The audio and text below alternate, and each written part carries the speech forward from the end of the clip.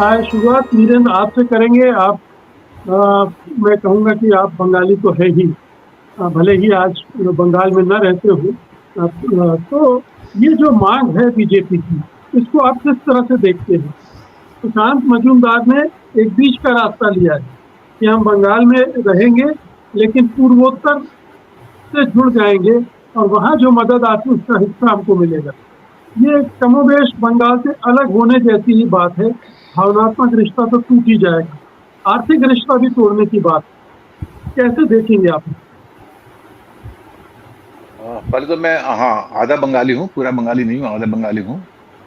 और भावनात्मक रिश्ता काफी हद तक टूटा हुआ है। मैं अभी दार्जिलिंग गया था चुनाव से पहले, और मैंने बात की थी, तो जो ड्राइवर वगैरह से बात हुई, तो बिल्कुल बंगाल से बिल्कुल ही जुड़े हुए नहीं हैं। उसके कारण हम जानते हैं, एथनिक हैं, ज्योग्राफिकल हैं, कल्चरल है, बहुत सारे हैं। और इस पर हम नहीं जाएंगे कि बंगाल सरकार ने अब तक जो है नॉर्दर्न बंगाल के साथ क्या भेदभाव किया, नहीं किया है, वो एक अलग चीज है। लेकिन चूंकि एथनिक डिफरेंस है, और हम जानते हैं कि भाषा को लेके और एथनिसिटी को लेके विभाजन होते रहते हैं, तो शायद उनको लगता है, जैसे उस ड्राइवर ने कहा कि हमें बंगला कंपलसरी है, हम बंगला नहीं पढ़ना चाहते। कोई एग्जाम होगा तो बंगला आपको बंगला में ही आपको लिखना पड़ेगा, और वो समझते हैं कि हम एक बंगाली जो है, जो साउथ बंगाल का, वो जितनी अच्छी तरह बंगला लिख सकता है, आप नहीं लिख सकते। तो जो भाषा को लेके जो इशू होते हैं वो सब है। अब सुकांत मजूमदार ने क्यों कहा, तो इसके लिए आपको ये देखना पड़ेगा कि सुकांत मजूमदार हैं कहाँ के। मुझे ये बीजेपी की राजनीति नहीं लगती, मुझे बीजेपी के जो नेता हैं उनकी राजनीति लगती है। अब सुकांत मजूमदार बालूरघाट से हैं, अपनी सीट जीते हैं, 10,000 वोट से जीते। आप समझिए, 10,000 वोट से जीते हैं, वो प्रेसिडेंट हैं बीजेपी के। तो उनको लग रहा है कि मेरी स्थिति बड़ी कमजोर है। तो मेरी स्थिति कमजोर है 10,000 में, मतलब रियली आप हार वाली बात है। तो शायद वे दो काम करना चाहते हैं। एक तो मंत्री हैं, तो उनको ये लग रहा है कि नॉर्थ बंगाल में जो उनकी स्थिति है उसको मजबूत किया जाए, और मजबूत किया जाए, और एक मैसेज दिया जाए कि हम ही आपके लिए काम कर सकते हैं, बंगाल सरकार तो नहीं कर सकती, करेगी नहीं। हम पैसा दे सकते हैं, कुछ पैसा फंड वगैरह दिल्ली से दिला भी सकते हैं। तो लेकिन ये बहुत ही दो तरफा है, मतलब आप चौबे जी छब्बे जी बनने के दुबे जी रह गए। नॉर्थ बंगाल अपने आप में न उतना प्रॉस्परस है, न कुछ है। तो अगर वो, वैसे उन्हीं के पार्टी के एक एमएलए हैं कुर्सियांग से, मेरे ख्याल से कोई देव शर्मा, विप्लव, विषम प्रसाद शर्मा, ऐसे कुछ हैं, उन्होंने चैलेंज किया है, उन्होंने इसका विरोध किया है।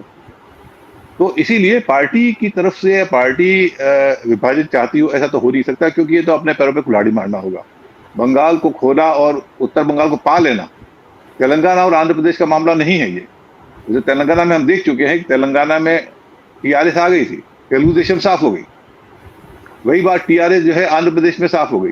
तो अगर आप अलग बंगाल, नॉर्थ बंगाल करने की बात करेंगे, तो आप शेष बंगाल में आपको जो 2-4 सीटें मिल रही है वो भी खत्म हो जाएंगी। तो क्या ऐसा रिस्क लेगी? मुझे लगता नहीं है। तो ये एक बीच का रास्ता इन्होंने अपनाया है कि हम एक हवा दें, और सफाई भी दी उन्होंने कि हम इसको जोड़ ले। अब मुझे नहीं पता कि इस तरह का कभी हुआ है कि नहीं हुआ है कि किसी राज्य का एक हिस्सा एक अलग ग्रुप का हिस्सा बना दिया जाए। अब इसका कोई पहले से कोई मिसाल है कि नहीं है?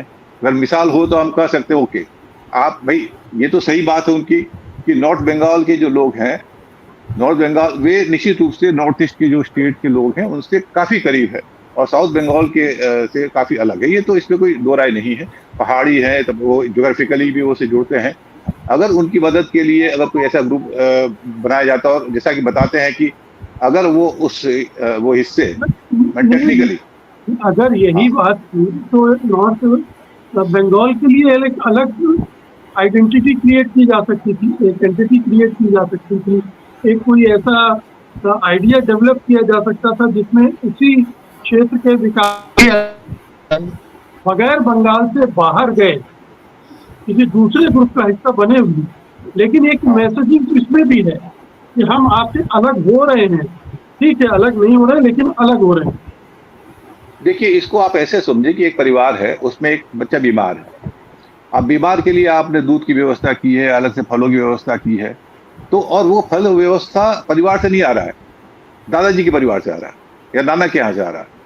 तो अब वो ये दो चीजें हैं। एक तो ये कि इसमें अगर मान लिया वो नॉर्थ ईस्ट जो ग्रुप है उसमें अगर शामिल हो जाते हैं जिले या इलाके, तुमको 90% वहां जो इन्वेस्टमेंट होगा 90% कंट्रीब्यूशन सेंटर का होगा, स्टेट को सिर्फ 10% देना पड़ेगा, जबकि बाकी मामला 50-50 देना पड़ता है। तो वे अपना कंट्रीब्यूशन बढ़ाना उनका यही कहना है, जी तो सुकांत मजूमदार का। तो ये कोई बुरी स्थिति, लेकिन सवाल ये है कि ये क्या ऐसा पहले कभी मिसाल हुई है कि किसी अलग अलग राज्य के अलग अलग ग्रुप इलाकों को मिला के हमने एक ऐसा ग्रुप बनाया है जिसको विकास के लिए हमने कुछ एक्स्ट्रा पैसे दिए? अगर ऐसा है तो ठीक है, नहीं है तो ये बड़ा खतरनाक है और निश्चित रूप से ये बीजेपी इससे दूर हटेगी। बीजेपी अगर इस लाइन को अगर उसने लिया तो उसके लिए बहुत ही घातक होगी और जो वोट अभी मिले हैं उससे भी कम हो जाएंगे।